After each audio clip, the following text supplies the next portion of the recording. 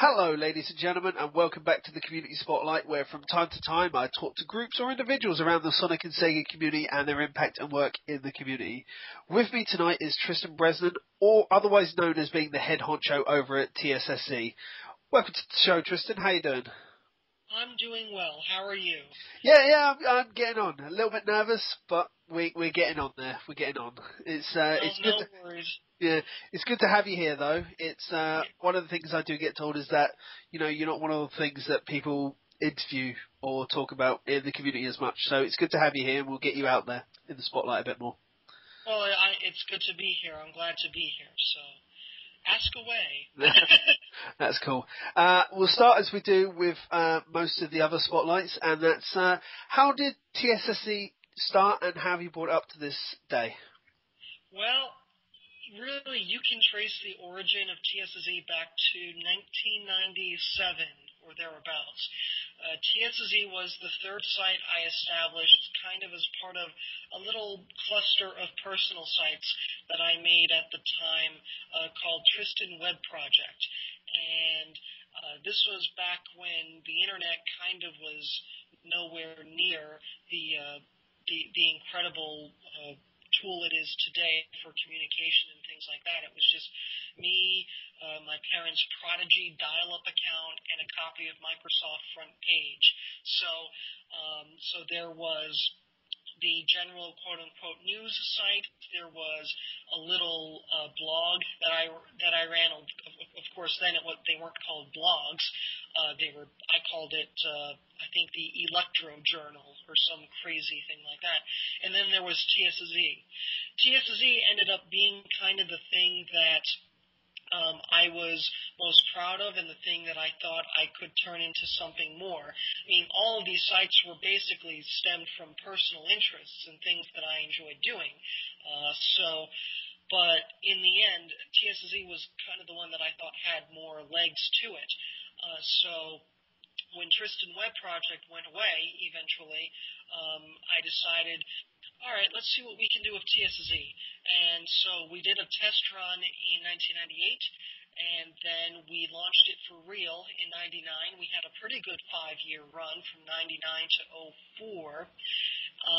We went away for a little bit, and then as I was transitioning into a full-time job in the real world, so to speak, I decided, well, life's kind of getting a little boring. So, wonder what I could do with TSSZ again, because I was starting to kind of read the internet again and GAF and things like that.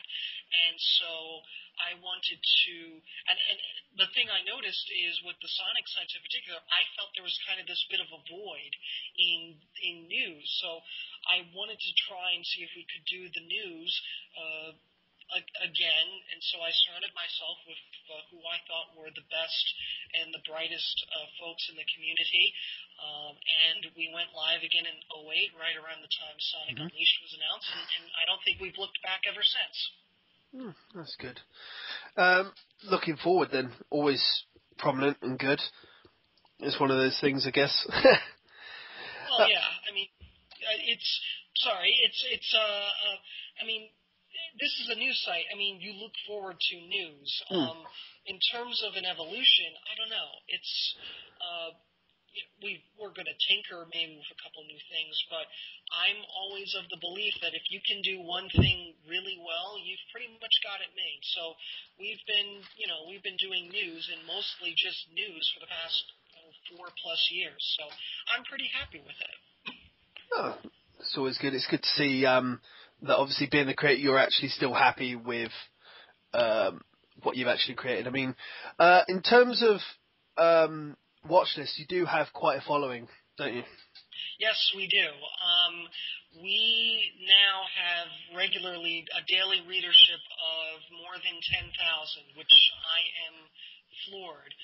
I couldn't ask for anything more. I mean, we basically went from nothing in 08, and with the stories that we've covered, the stories that we've broken, the features that we do, the commentary, the reviews, the Fans on Friday feature that Lewis does, we've really made a name for ourselves. And I couldn't ask for anything more. Now, when you say 10,000, is that 10,000 a day or? 10,000 daily, yes. Wow, 10,000 a day. that's quite a number. I mean, yes, a lot, it is. a lot of sites would kill for that specifically, I imagine.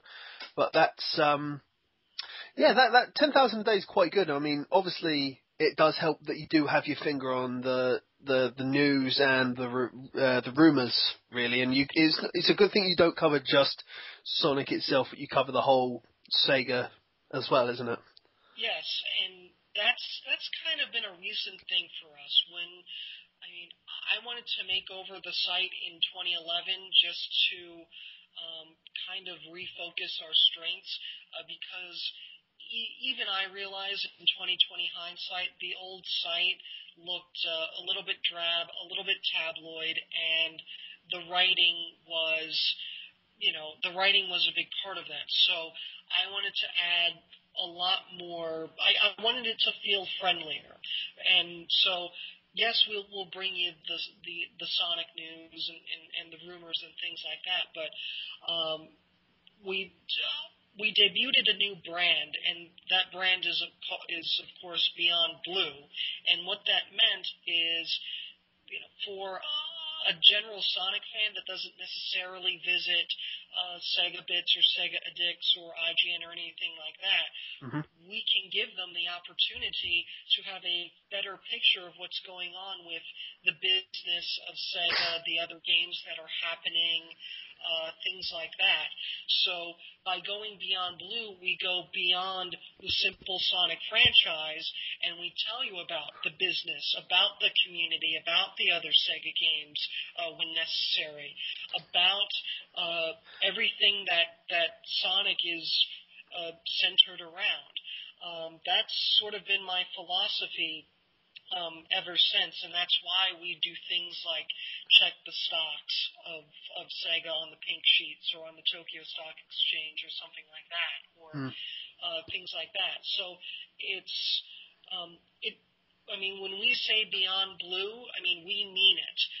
We want to give you a fuller gaming experience, I guess, or we want our readers to be better informed. Is probably the best way to say it. That's really understandable. I mean, I personally didn't understand the Beyond Blue reference, and I'm sure a lot of the other listeners to this probably didn't as well. So it's good that obviously a lot more people will understand that reference now as well. I hope so. I think the previous slogan was "See It Now," and that was that's a call to Edward R. Murrow. Edward R. Murrow here in America is a very famous journalist, and actually you may know him in Britain because I believe he was covering World War II out of Britain for CBS. And I personally am a huge admirer of Murrow. Murrow was not necessarily a capital J journalist, but when we kind of relaunched TSSZ in 08, it was sort of with that idea to bring, the Murrow experience to video game news, which seems silly, but because, it's a blue hedgehog, it's video games and things like that. But I think the more you take yourself seriously, the more that you put out a serious product, then the more your readers will take you seriously and will trust you for information. So that's kind of so you sort of have a tale of two philosophies here in the past 4 years with the site, I guess. Yeah. No, that's good. I mean, that's good. I don't really know how to say it exactly. I mean, we've talked about your massive following. We've talked about, how you've got to a point, and obviously there's been that massive stage. I mean, from where you started to where you come to and where you're going. I mean, obviously you do have your sources for news as well, and without really divulging any of those, you do. I mean, if we knock apart the sites that are, specifically you cite as rumours that people still seem to jump on for some bizarre reason, even though they are cited as rumours. I mean, pretty much most of the main topics you guys do seem to be spot on, so. Oh, I appreciate that. And this is kind of my feeling with rumors. I don't necessarily think it's my job to tell you what to believe. It's my job to present you the information that we have and to let you decide whether you think it's real or fake. We have that latitude because we're in this industry of ours, the video game industry, where rumors are basically an accepted norm. It's sort of like sports or like weather. You can be wrong about the weather and you can still have a very large following and still be trusted. But I've always felt that unless it is so blatantly out there, and we've had a couple of those where it's just so way out there, I will not publish it. We've had a couple of them where we've had a discussion as a staff as to whether we want to publish something or how much of it we want to publish, if we want to publish it at all. Mm-hmm. And then I do have a small Rolodex of sources who I do trust and who have been spot on for us rather consistently in the past and in the present, to a point where I don't really think I need to question this as much, and we can go forward with it and not even necessarily label it as rumor. I'm sure you've noticed sometimes I will label things as source. Yeah. And it's, that's because that basically means this is somebody that we all trust very much to give us a pretty clear picture of what's going on. Are they 100% right all the time? No, but they are far and away more often right than they are wrong. Which is always good when it comes to obviously the stories and such, because I mean, aside from most things, you are out with this specific sort of news a lot earlier than someone else gets hold of it or is leaked, or we get official press releases as well. So, well, and it's interesting you say that, because sometimes we actually had a recent case with Sonic and All Stars Racing Transformed. God, I hope they changed that name. But we had a case where I got a huge chunk of information the day before the reveal was supposed to come out. And it was actually something that a lot of it we had corroboration on. But the thing is, we had corroboration on somebody who was privy to all the information ahead of time, but was also under an NDA. So yeah. This was kind of this dilemma of, well, we have somebody who definitely isn't under an NDA telling me all this information, which definitely looks correct from what the other guy under the NDA is telling me. Yeah. And yet here I am, because Sega does not want to deal with me for some crazy reason, but the advantage to that is I'm not under an NDA. I can basically do whatever the hell I want. So the question was, do I publish the day before, or do I sort of protect my one source who is under the NDA and just kind of go with the motions and wait until Monday at noon, I think, was the NDA expiration. I ultimately went with the latter, because I just don't think it was worth it to potentially compromise the other source. I think there was a way to do it, that because we had a little bit of extra information from the non-NDA source, that we could still keep it fresh. So sometimes it's a balancing act on these sources and getting stuff corroborated and things like that. It comes back. It also comes back to that point of professionalism as well, I imagine. I mean, yes. I try and keep the website as professional as possible. Even though at its core, this stems from a personal interest that I and the rest of the staff share. We are ad-supported. I do pay my staff tens of dollars every month based on the revenue. And in the end, we try and keep it as we try and keep the bar as high as we can. Can we still have some fun sometimes? Of course we can. But when there's a time to be serious, there's a time to, just give the news, and there's a time where you can have some fun with stuff. We're not beyond, kind of going way off the beaten path if there's a major world event. When the tsunami in Japan happened, we had many days of coverage because, one, it impacted the mothership at Sega Sammy Holdings. It has very clearly impacted their earnings for the last fiscal year. And then you had the human angle. Was everybody okay? When the layoffs happened this past March at Sega of America, we were just about ready to do April Fools. We do April Fools from time to time. And we really go out there for April Fools. I think a lot of our readers think that might be the best thing we do sometimes is our blatantly fake stores on April Fools. But when we realized how extensive those layoffs were, I couldn't do it, and that was a me call. Yeah. I know some people didn't like it, but it just didn't feel right because there was just so much uncertainty. No, again, some people didn't like it. I mean, I was there on Twitter the day you said it, and there was a bit of well, I wouldn't say it was backlash, but I think it was feedback to say the fact that you're not really affiliated with Sega. You could say whatever you wanted, but again, it comes back to that professional standpoint as a journalist. And I mean, you took a stance and you kept to it, which was admirable. Well, and I think on something like that, it's not so much being professional as just being a person and a human being.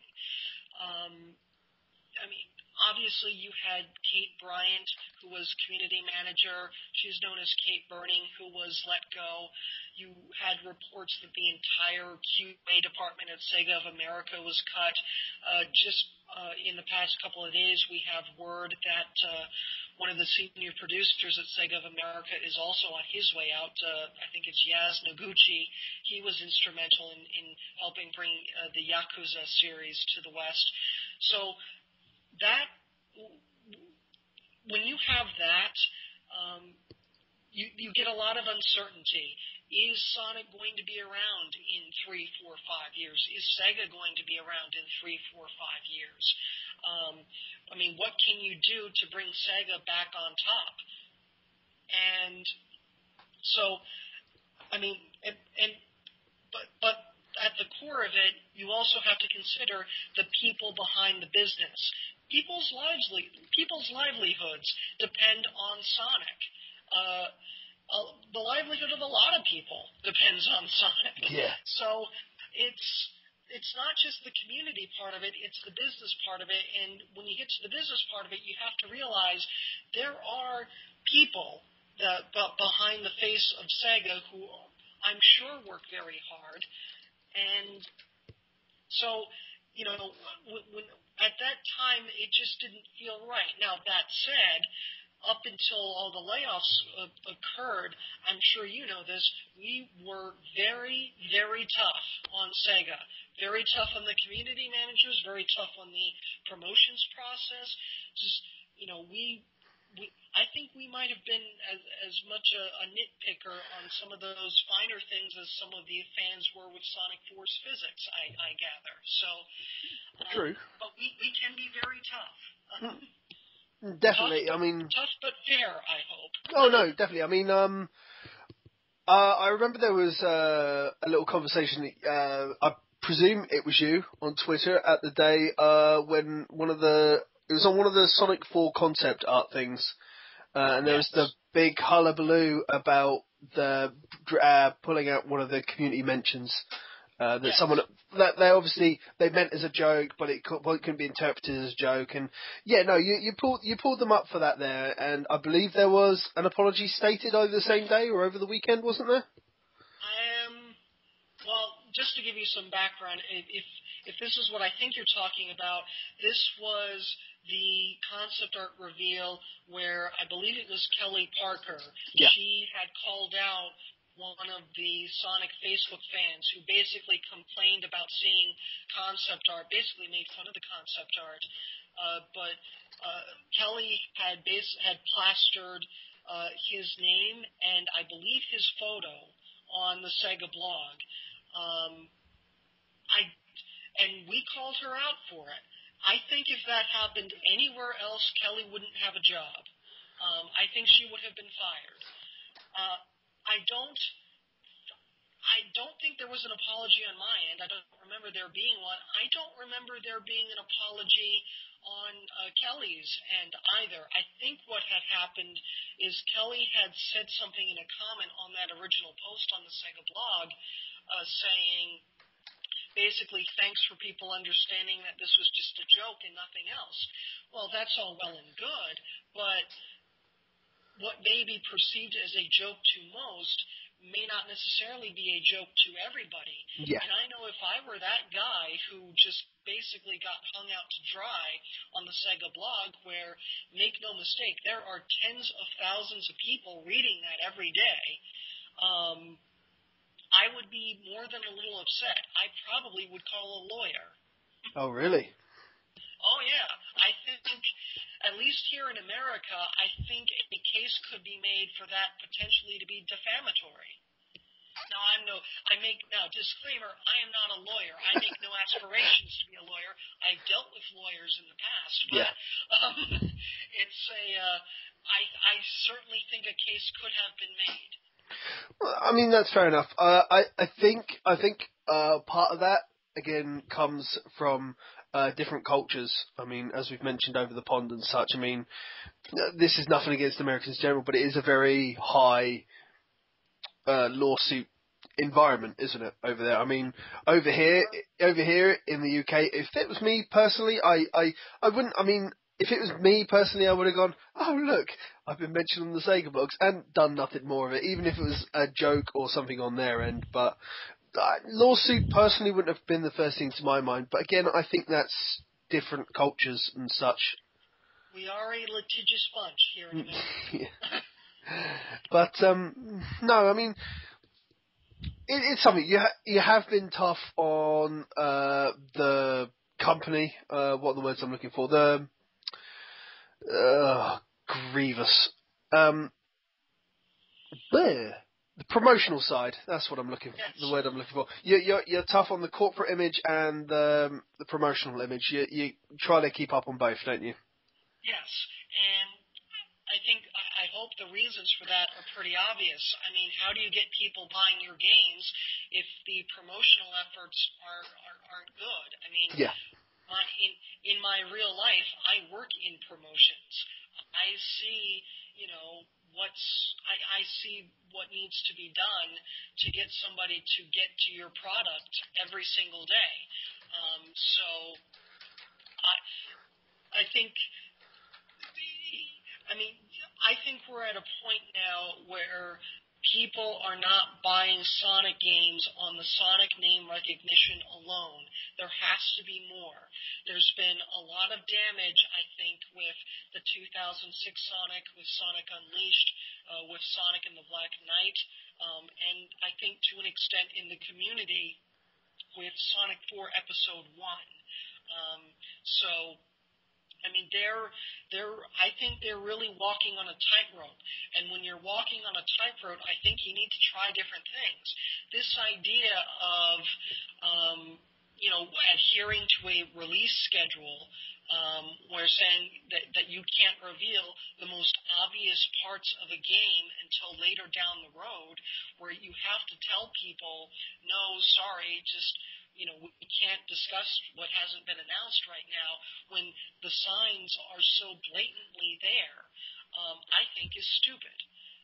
Now, by the same token, when Sonic 4 Episode 2 accidentally released on Steam, yes, and Sega basically stopped their promotional campaign for that game, which boggled my mind because I'm not convinced that everybody really knew what was going on with that accidental Steam release. I mean, that was a very early Saturday morning type deal. I didn't take note of it until basically my second in command, Ryan Bloom, noticed it, wrote a thing up. I woke up, it was on the site. Yeah. So I think you can't just throw a campaign away just because something doesn't go the way you want it to. By the same token, I think Sega really needs to start trying different things to get the word out about what they have coming. I'll give you another example, Anarchy Reigns. Yeah. We ran a story a couple days ago. It looks like that game is going to, at minimum, be delayed in the West. And if not outright canceled. I've heard allegedly some remarks from those within Platinum Games saying you should probably import this, which is a very scary thing to think about. It's scary from a producing side of things. Oh yeah. I mean, so you have in the case of Anarchy Reigns, I think the last Sega ever promoted Anarchy Reigns in the West was in December. That's just dumb. We've had all these trailers out in Japan and all of that stuff, and yet we don't get anything in the West for a game that's supposedly coming out in, to this point, in like a month and a half. I mean, I don't understand it, and there's so much secret. I mean, obviously it's a private company. There's so much secrecy surrounding it. It's like, who's running things? I don't like seeing this level of mismanagement and all of these missteps, because it's pretty clear this is starting to really kill the company, I think, and starting to kill some of their really high-quality titles. And I think it's going to be really interesting to see what happens in the coming months with ASR Transformed, because I know they don't have a lot of money to work with. I'm sure they don't have a lot of staff to work with, but, I mean, you got to do... You have to make the most of what you have. And even with what little Sega has, I'm just not sure that they are doing the best that they can be doing right now.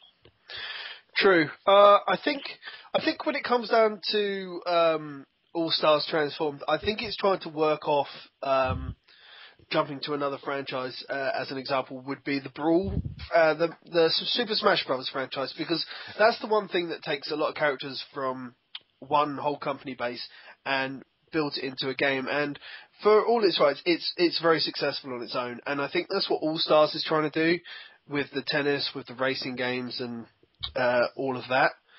I've also, I mean, I'm not sure if this is the same view you might have over there, but it's a conversation that I have every now and again when I meet up with a couple of the fan site guys, is the biggest things in the West that Sega publish are obviously Sonic, obviously Yakuza now has got a lot bigger. They're the two, some of the biggest names other than the Aliens franchise as well, but the biggest names that will always now get promoted over here more than anything else. And it comes down to the stuff that, there's a lot of other stuff that Sega does, but we don't see it because they don't think it will do as well over here. And I think that's part of the reason that we don't see as much from them.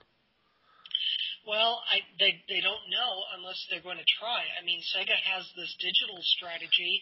Would it really kill them? If the packaged Anarchy Reigns is basically done for in the West, for example, would it really kill them to release it digitally? I'm sure that would be. They wouldn't have to eat a lot of costs for that.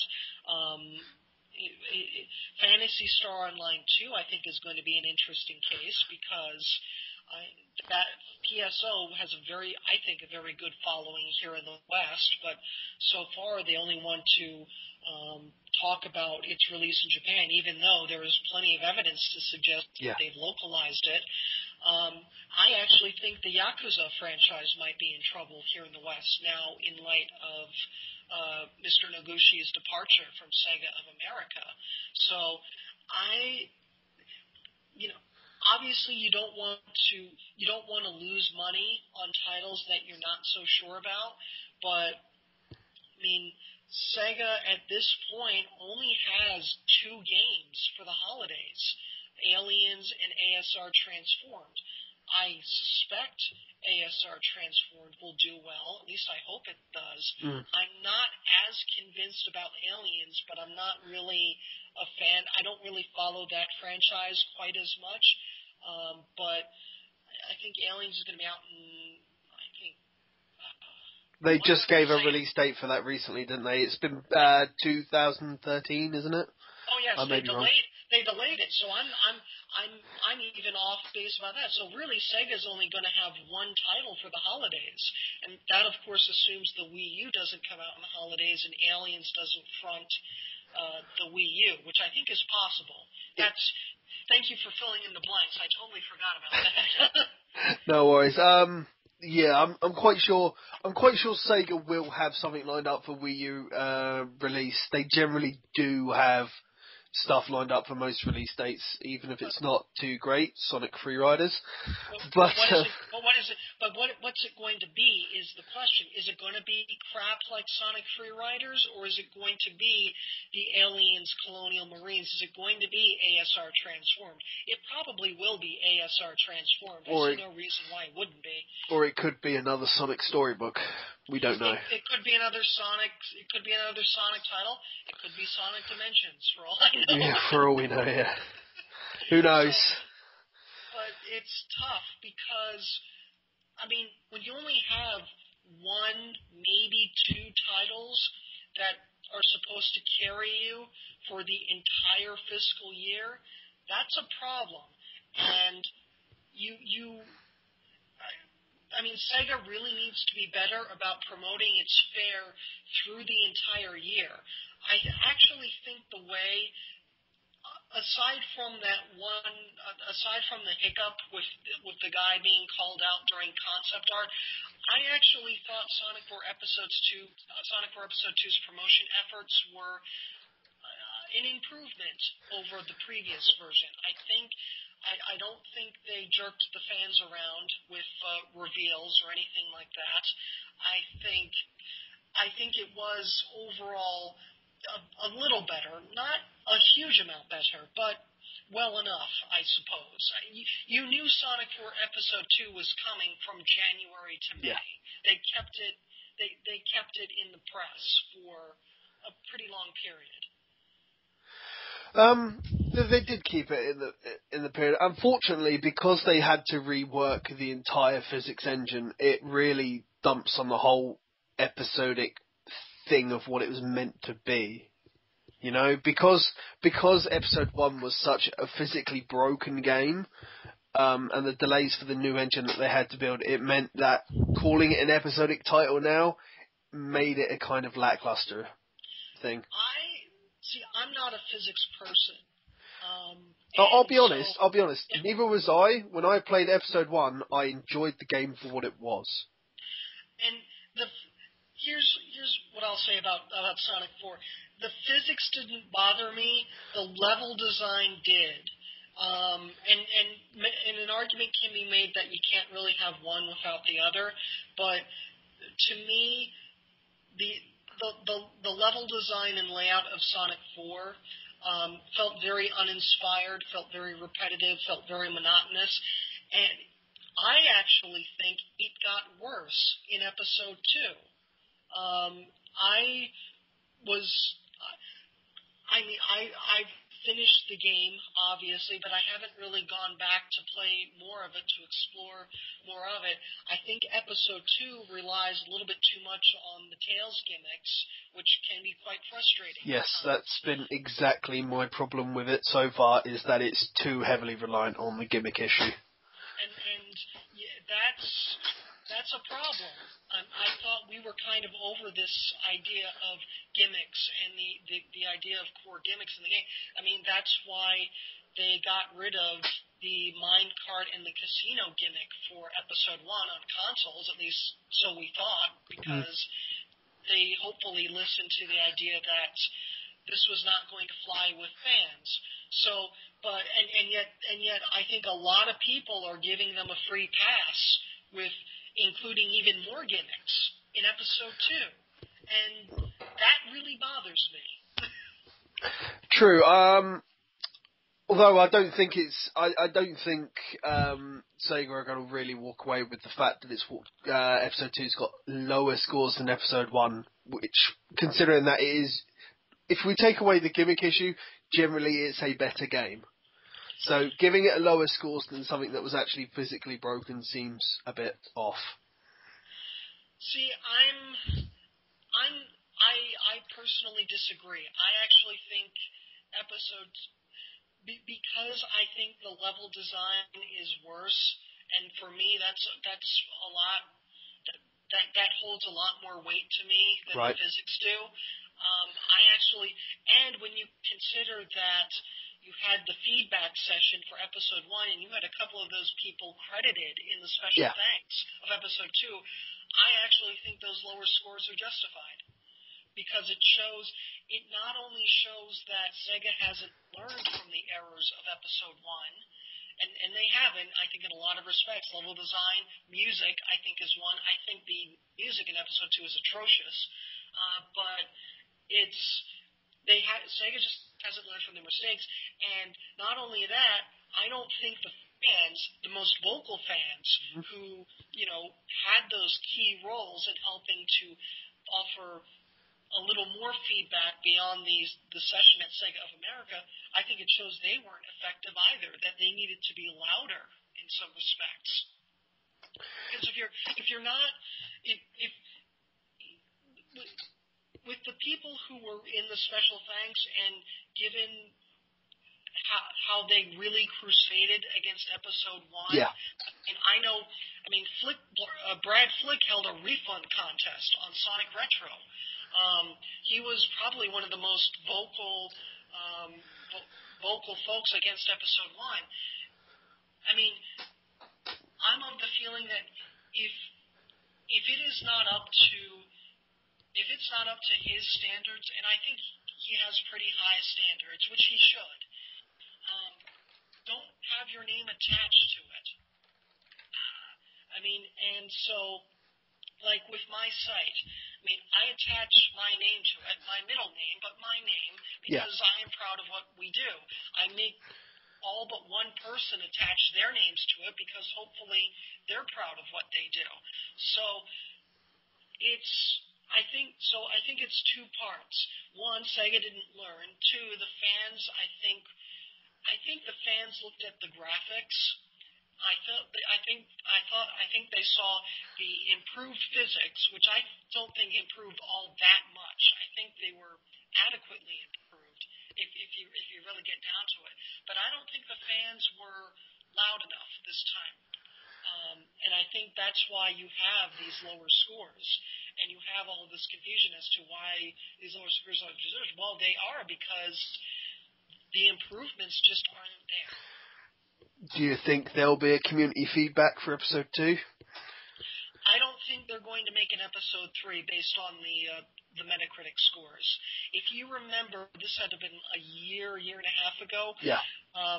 That there was a report. I know we had it somewhere that basically Sega is going to base the livelihood of the title in large part based on. Yes, I remember this. Yeah. So when you have a game floundering in the low 60s, I think that's a problem. And if Sega is true to their word, they'll probably be done with this. That said, I don't know how you have a retro revival without Knuckles. So if they're going to do episode 3 just for the sake of getting Knuckles in there somewhere, I'll give it a shot. I would prefer they quit while they're ahead and put their resources towards something a lot better. Yeah. Here's a question. Would you preferred there to have been no more episodic content, but to have instead have had the resources of Sega work on, say, DLC for Generations?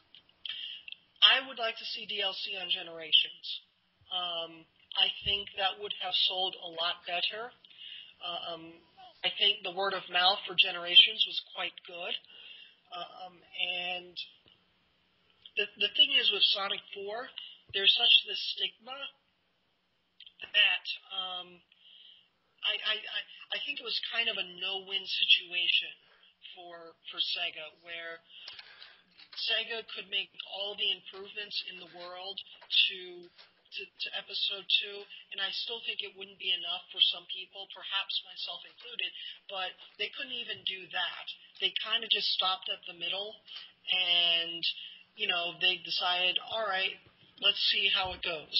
I mean, it's very clear that some time and effort was put into this game, because it's been a year and a half since Episode 1 has been out. So, but I think they really could have supported Generations and kept that going, and I think people would have paid $5 a piece to play, say, Ice Cap or one of the other ones. I think people would have paid a lot more, personally, if they had a lot more of the iconic retro Dreamcast modern levels going in there. I think people would have been willingly able to pay a lot more money for that than Sega were aware of. But that's part of the strategy and the promotion part of this. I mean, they think they can just put out a game with a handful of titles and then just be done with it. I mean, that's really not the case anymore. Now, there are things like Street Fighter versus Tekken where you basically pay $60 to get half the game and then pay whatever it's going to be in the fall for the rest of the stuff on disc. But this isn't that. You really have to support a game in this era with DLC and more content to just keep it lively. I mean, Sonic Generations was, unless you really tried to 100% it, maybe a 6-hour game, a good 6-hour game, but, I mean, I finished it in a weekend. So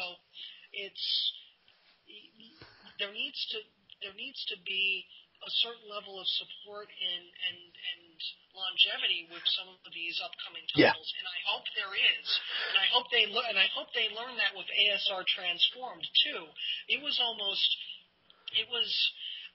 I felt almost insulting that we only get, I think, one track and one character as DLC. Yeah. We got one track, one extra character as the DLC pack, But yet you had all of these little avatar trinkets that ended up costing more than the game itself. That's insulting. That's not giving your customers value. That's not giving them a lasting experience. That's not the reason all of the major titles like Call of Duty and the like, still have legs is because the developers support it with, new content. The reason why Trials is so good is because not only do you have user-generated content, but you have some of Red Lynx's own people adding new tracks sometimes, like keeping it fresh. Trials Evolution, I think, is my game of 2012 already. So you need to keep your customers coming back to your product, and Sega just isn't doing a good job of that in any respect.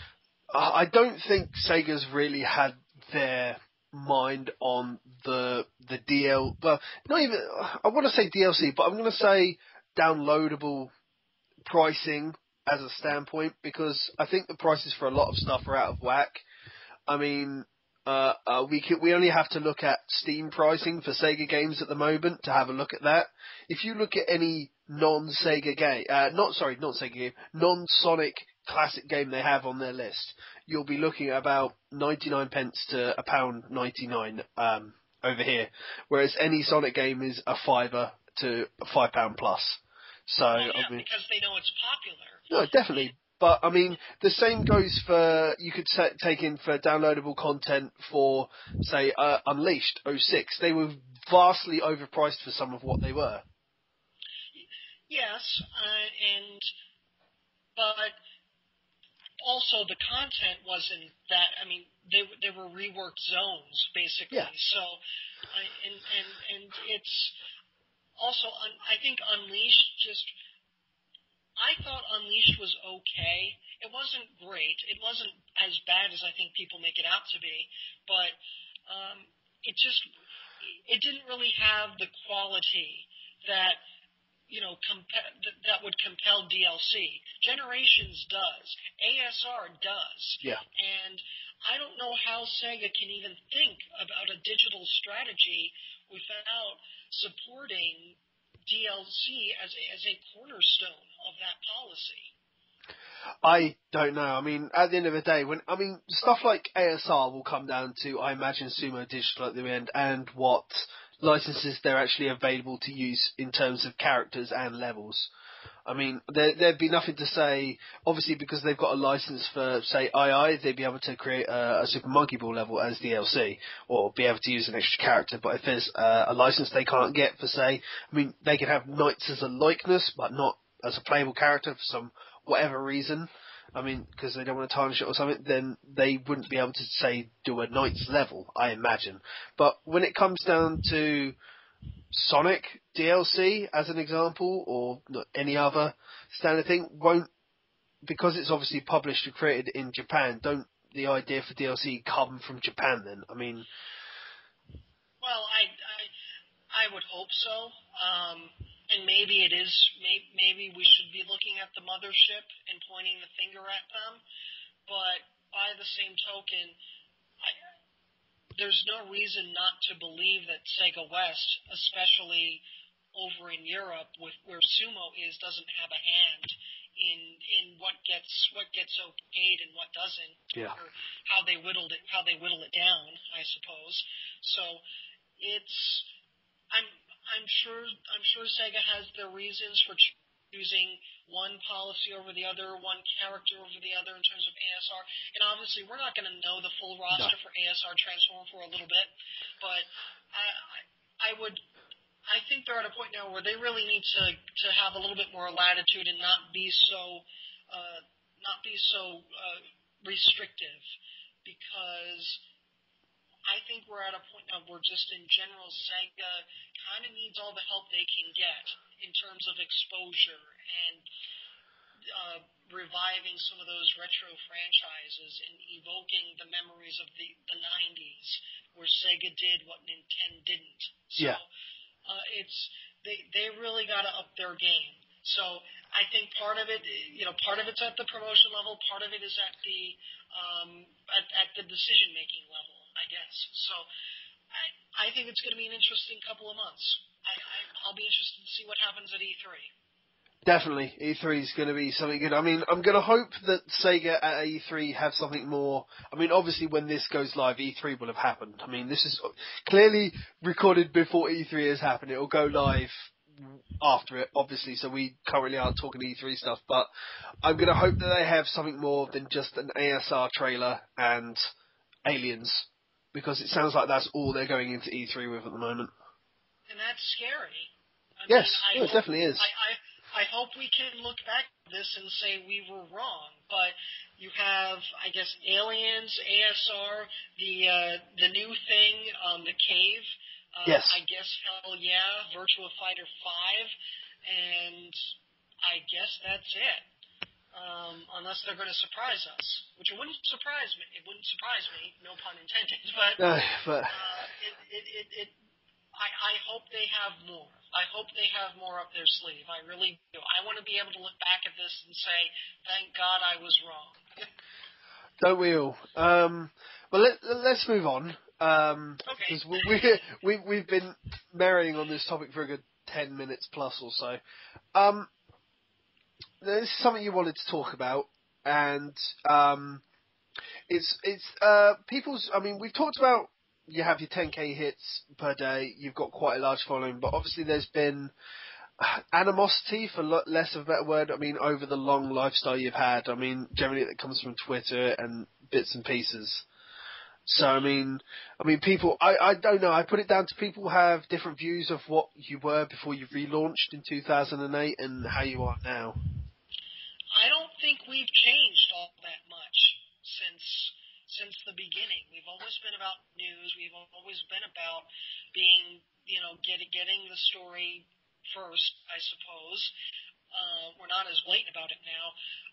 I think the problem is people don't like seeing their name in lights in some of the contexts that we sometimes put them in.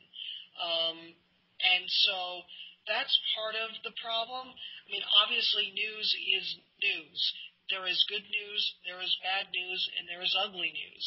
And sometimes any high-ranking community person or community manager or a game is going to fall in any one of those three categories.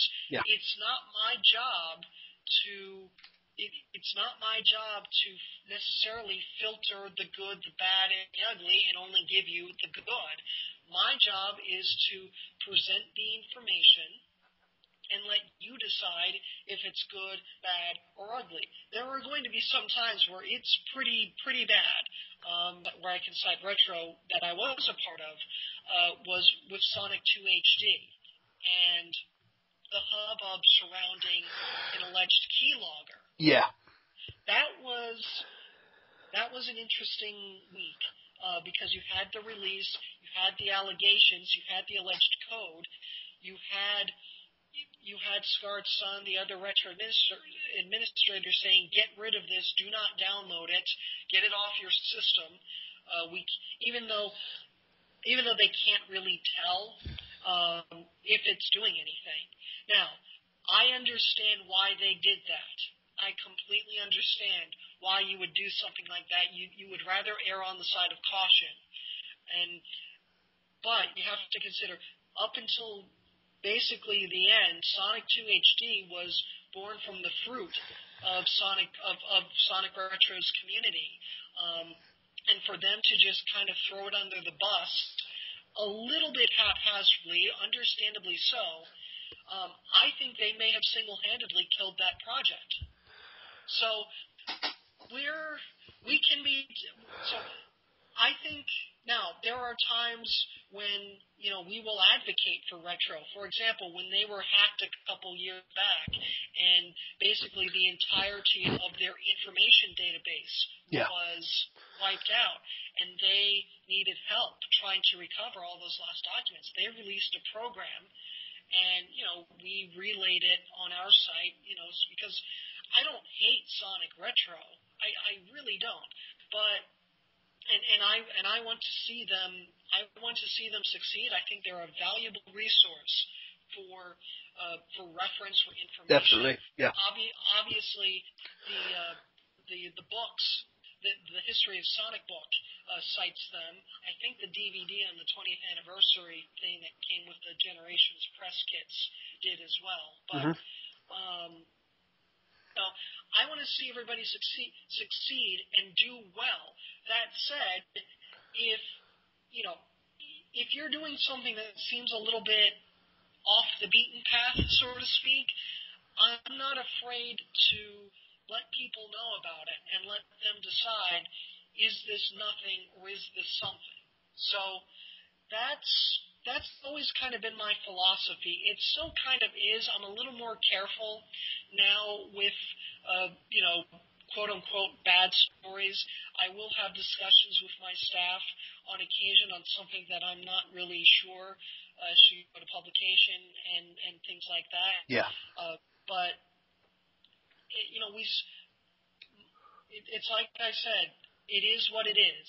And it's when you run this as a news site and not necessarily a fan site, then you need to consider all the news, not just the stuff that's going to make everybody look good. Yeah.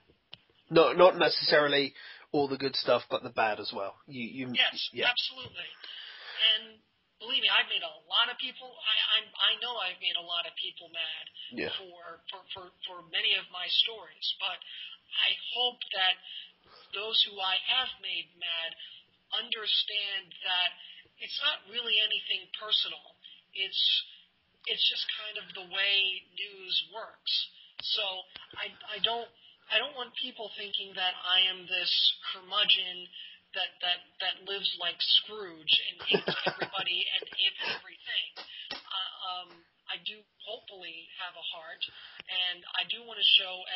good in the community when possible versus the other stuff. Yeah. It just kind of depends on what the news cycle dictates, and I can't dictate the news cycle. No, that's true. Does it come to a point where if you've got, say, a tremendously bad story, will you take that on your do you take that on your shoulders and take the flak for it more than, say, one of your other staff members, or? Oh yeah. I will, if we publish something that somebody doesn't like, but I think it is absolutely newsworthy, I will absolutely go to bat for it. Absolutely, without question. I'm not so much saying if it's newsworthy. I'm more saying to the point of, I mean, generally everything you're going to publish is going to be newsworthy. But what I'm saying is if you give a story to one of your other guys to publish, but at the end of the day they'll write it up, but they say I don't want to publish this because I think I'll get the bad flack for this. Will you personally take it on the chin, or will you still rely on them to publish that news story? I will absolutely stand up for my staff. Absolutely. That I will if somebody doesn't like something that somebody else in my staff writes, they can come talk to me. Mm-hmm. I have no problem with taking responsibility for somebody else's work, because I am, for better or worse, obviously we are a staff, but I am the man behind the site, and I am, I guess I'm the brainchild of it.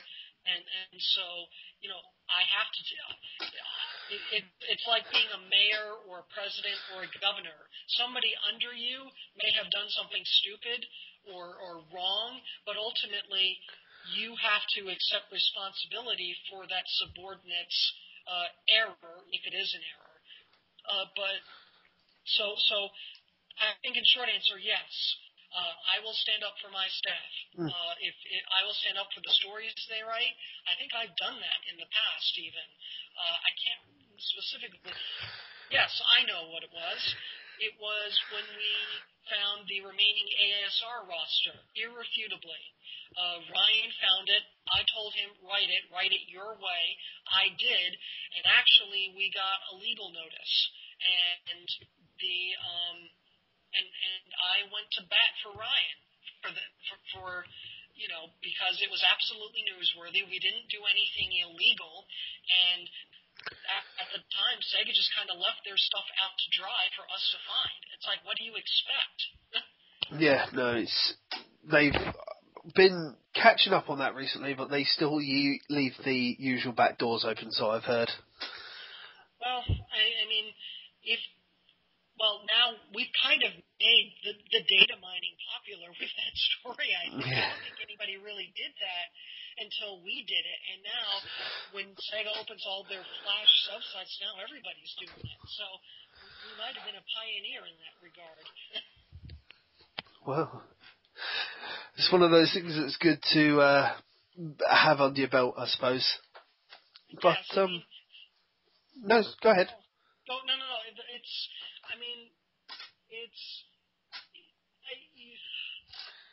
I think, like we've been talking about before, I said Sega really shouldn't be so uptight with their release schedule and things like that because it's how stuff like that happens.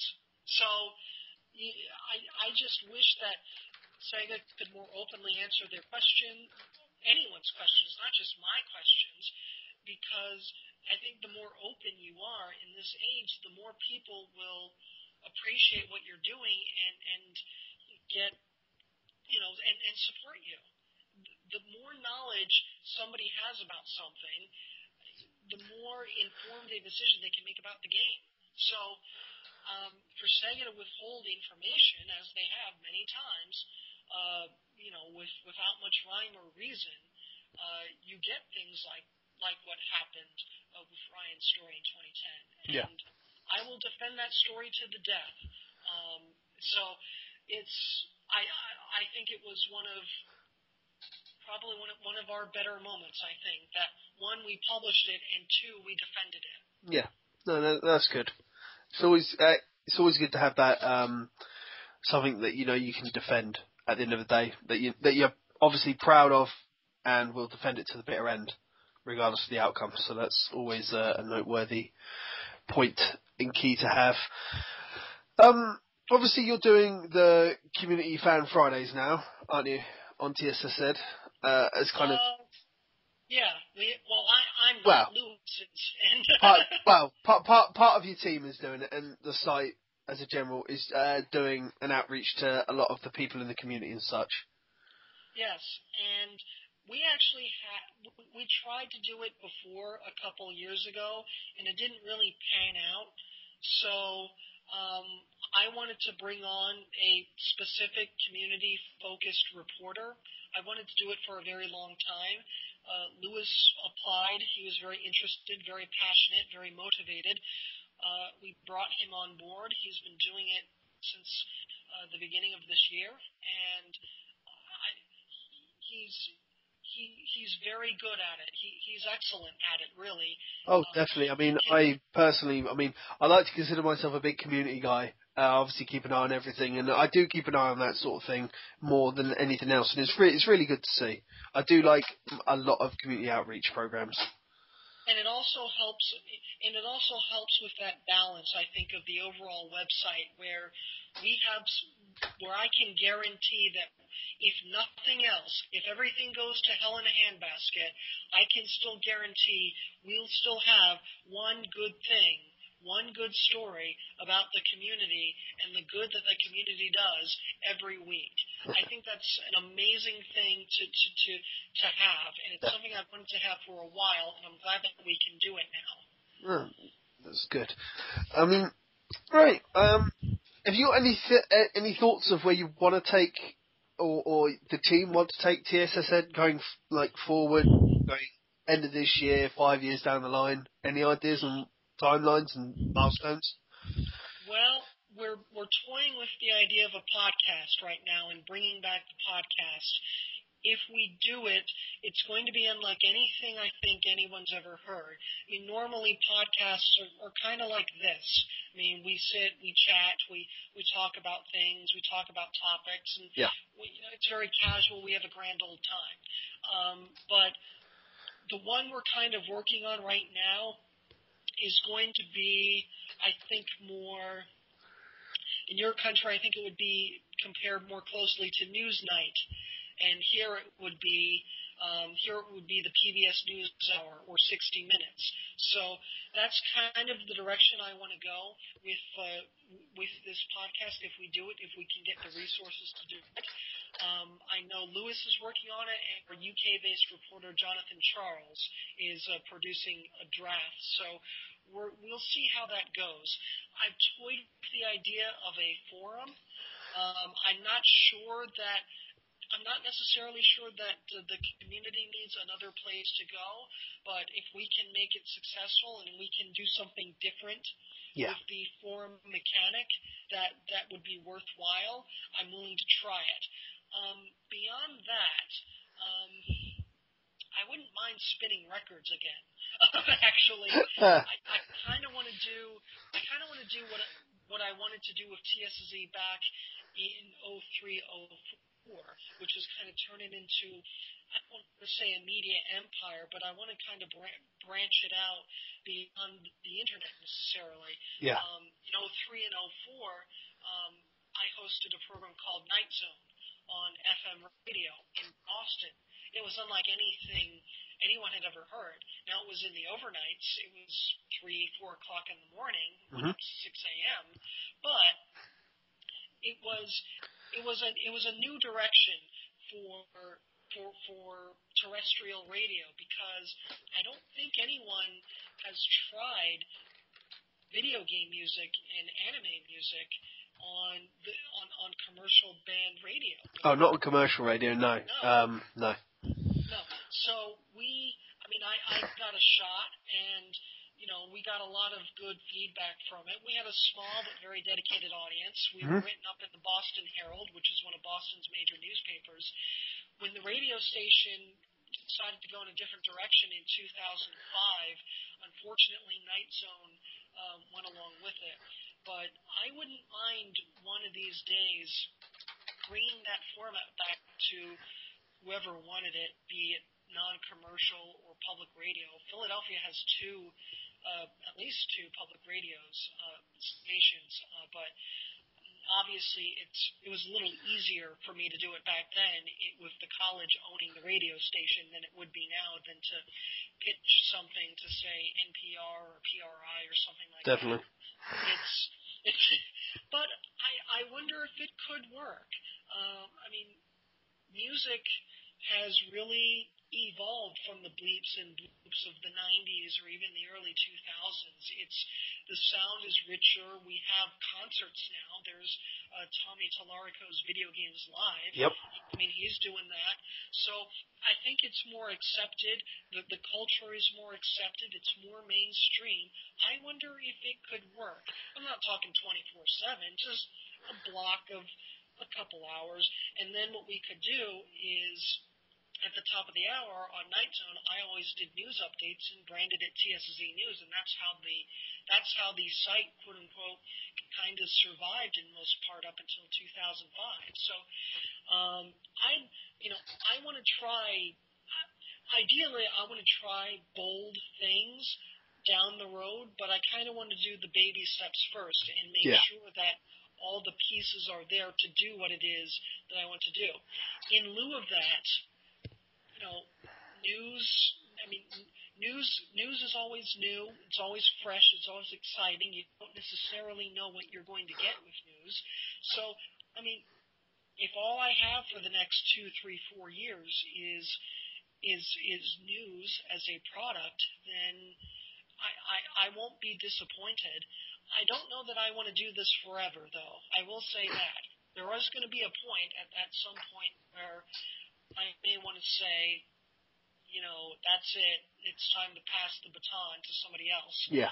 And I don't know when that time is. It could be, I assume it will be at least a few years down the road from now, but it could be earlier. It just depends on where the rest of my life takes me. Mm-hmm. I live and work in Philadelphia.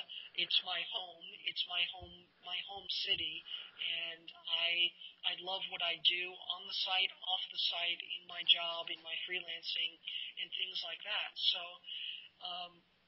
right now I think I'm in a pretty good place. But if I can evolve the site as a service well beyond what it is right now, and the opportunity is there, and somebody gives us the chance, I'm more than willing to give it a shot. I've worked in television, I've worked in radio, and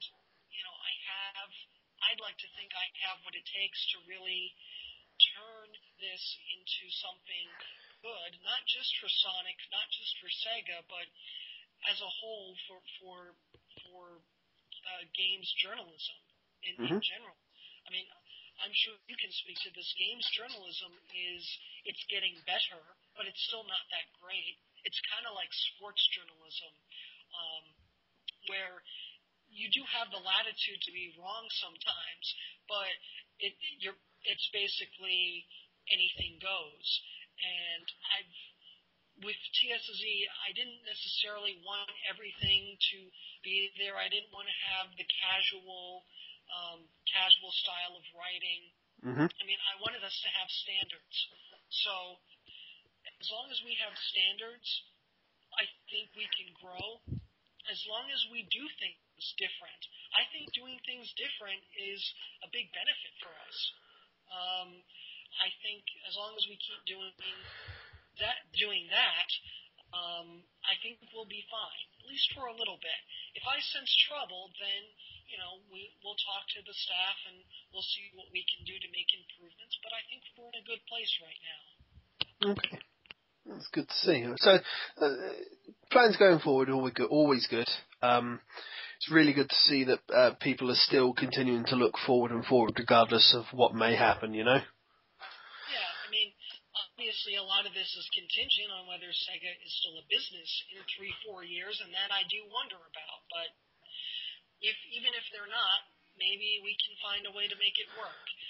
Obviously, if Sega dies, all bets are off. But true, yeah. But who knows? we're not at that point yet to make big substantial guesses like that. No, we're not. And believe me, I want to see. As much flack as I give them, and I give the people sometimes, I do want to see Sega thrive, and I do want to see them survive, and I hope they do. Yeah, I think we all do. Those people that are listening and those people that aren't. I'm quite sure everyone that's vastly involved in their favourite Blue Hedgehog or some other aspect of Sega want the company to go on, and only time will tell, I imagine. So we'll see from there. Before we finish up for the evening, I'd like to get your thoughts. I mean, obviously being in the US, I'm going to guess that you haven't been to Summer of Sonic, but you do have the US-based Sonic Boom now. Obviously big. Well, whereas Summer of Sonic is community-based and Sonic Boom is more company pushed out. I mean, it'd be nice to see what your thoughts are on the two. See, I actually think Summer Sonic is getting a little more company-based, and there are little the cues are small, but they're there. For example, the logos between Sonic Boom, Summer Sonic are similar. The guests are similar. There's obviously a lot of coordination with Summer Sonic between Sven and the other organizers and Sega on this matter. I know there has been a little bit of criticism as to where Summer Sonic has taken place and how arguably few people that venue can hold. Now, that said, Summer of Sonic, despite how much of a hand Sega has in it right now, and I think they have a little more than people think. I think it's a great thing. I think it's a way for the community, not just necessarily in the UK, but throughout a lot of Europe and beyond.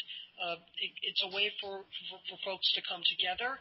It's a way to put faces to the people that they see on a screen name, on the forums, on the things. And it's the same deal with Sonic Boom, I hope.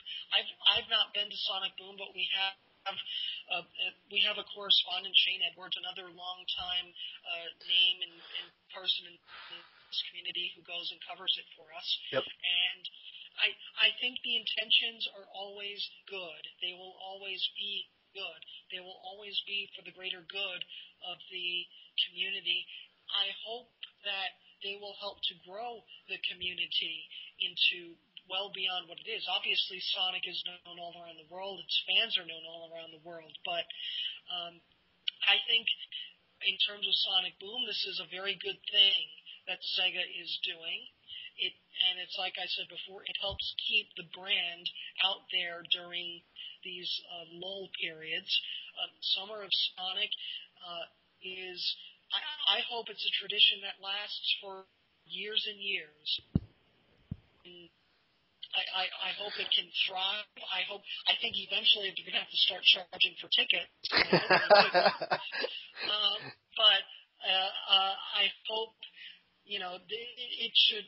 There's no good reason that Summer of Sonic shouldn't be a long-running event, and the same deal with Sonic Boom. Even if eventually Sonic Boom becomes as grassroots as Summer of Sonic does. Yeah. I mean, I look at all the Star Trek conventions. Star Trek's is a long franchise, but they haven't made any new episodes for decades now. So but yet you have all these Trekkie conventions, and they are successful and they thrive because the fan base is there. So as long as we have the fans, it doesn't really matter what Sega does. We can still have a community, and we can still thrive as a community through the physical mediums and the internet mediums. So Summer of Sonic, I commend Sven. Absolutely. It's his baby. He deserves all the credit in the world for it.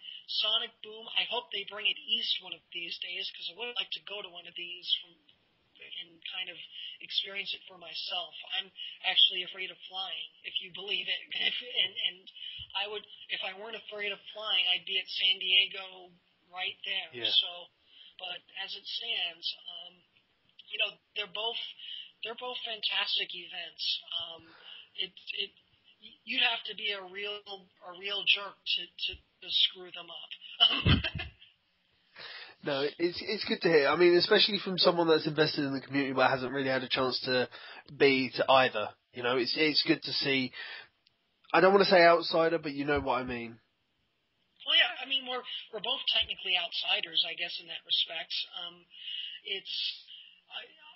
For me, it's on all the way on the other side of the United States. So, for me, it's a very costly trip, and you know,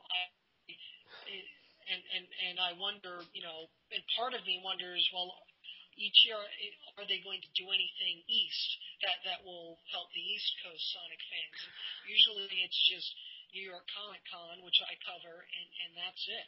And Yeah. so, but I know Sega, at least with Sonic Boom, is doing the best they can with what they have, and I won't fault them for that. And I'm sure it's convenient for them too, with it coinciding with the San Diego Comic Con and all that jazz. So New York Comic Con is pretty popular, but it's not quite that popular just yet. I think we'll see. I think it's definitely it's going towards a different crowd of people than obviously it was last year, because last year was at the same time as E3, so they had the more journalists there, didn't they? Well, plus you had the 20th anniversary and blah blah blah. I mean, I don't think tickets for Sonic Boom have sold out yet, though. That's the thing.